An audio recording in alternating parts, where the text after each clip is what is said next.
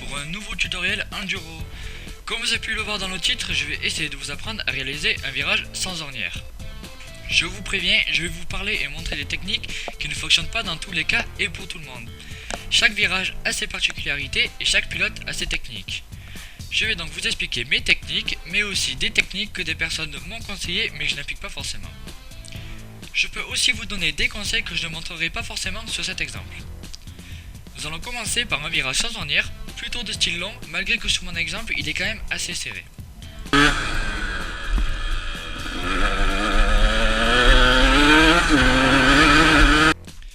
Tout d'abord, dans les virages, il est important de suivre une trajectoire, comme dans tous les sports motorisés. En général, la trajectoire est souvent de l'extérieur à l'entrée du virage vers l'intérieur au milieu du virage, pour ensuite finir de nouveau à l'extérieur du virage. Comme sur les schémas qui s'affichent, on peut remarquer qu'on réduit au maximum l'angle du virage. Voici un deuxième schéma avec en rouge deux possibilités de trajectoire, beaucoup moins bien.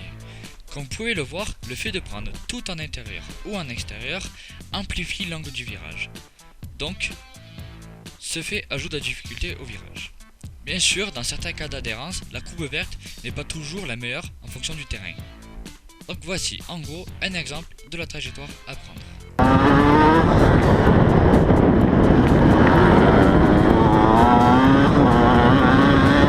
Souvent, c'est pendant les repérages spéciaux qu'on choisit la trajectoire qu'on va décider de prendre.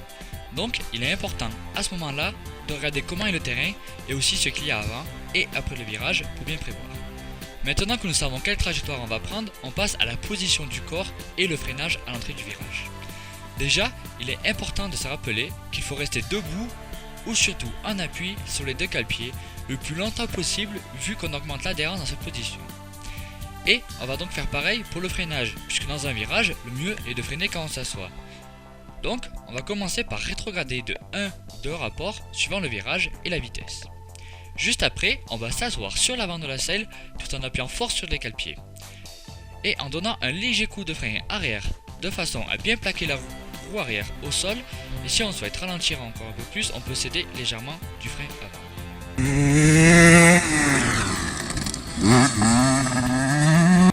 On récapitule, on rétrograde, on s'assoit de suite sur l'avant et on freine de l'arrière en même temps.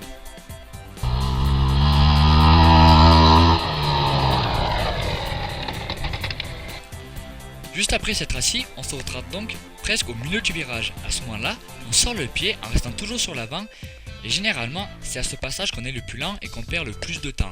Il est donc vraiment important dans cette portion du virage d'appuyer le plus fort possible avec la jambe extérieure au virage de façon à essayer d'aller plus vite en mettant plus de gaz. Malgré que plus le virage est long, mieux vaut éviter de sortir le pied et de le laisser sur le cale-pied intérieur pour appuyer fort aussi.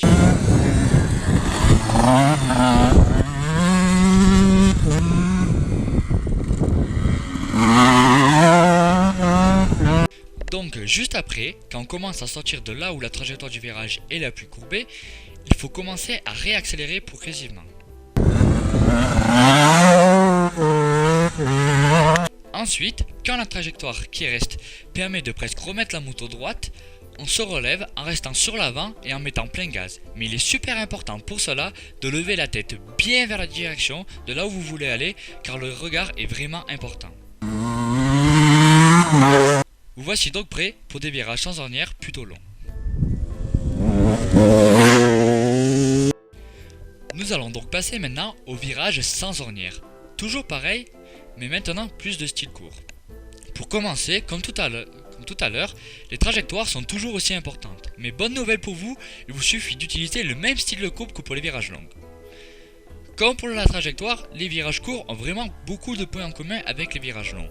C'est juste le freinage et le fait que dans les virages courts, on est souvent obligé de sortir le pied et aussi de sortir plus tôt. Donc, pour commencer, on va s'attaquer avec le freinage, qui est aussi comme pour les virages longs, sauf que généralement, on descend plus de rapports et qu'on freine beaucoup plus fort. Donc, il faut prévoir plus de distance, et une fois le freinage terminé, il vous suffit de sortir le pied et de mettre un bon filet de gaz. Ensuite, et donc plus rapidement que pour un virage à trajectoire long, On rentre le pied et on met plein gaz, en se relevant et toujours avec le regard au loin comme pour un mirage long.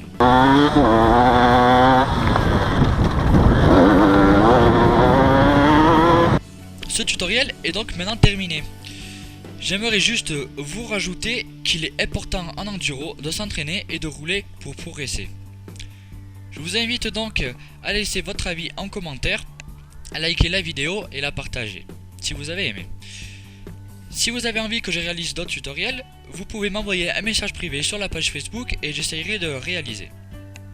Sur ce, bon ride à tous.